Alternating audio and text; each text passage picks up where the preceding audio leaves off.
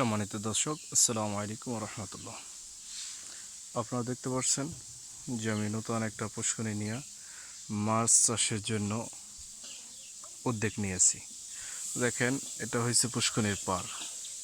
এই পাড় থেকে আস্তে আস্তে আস্তে আস্তে এদিকে যত দেখতেছেন সেটা হচ্ছে পুষ্করণীর পাড়।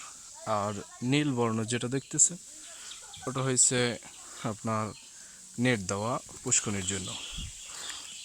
এখানে পাড়ে দেখতে পাচ্ছেন মাটি দিয়ে নতুন করে পার বাঁধানো হয়েছে পুষ্করণীর পার। এটা হচ্ছে আপনার নেট। এই নেটের ভিতরে দেখা যায়, ভিতরে অংশে ওই যে দেখা যায় মাছগুলো ছোটাছুটি করতেছে, মাছগুলো বাসান লইছে। ওই যে আপনারা দেখতে পাচ্ছেন কত সুন্দর মাছ।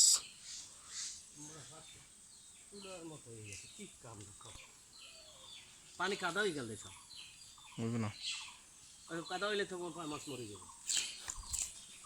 অনেক ছিদ্র আছে, পানি কাদা হতে মানা হচ্ছে এরকম ঠিক আমরা করছি।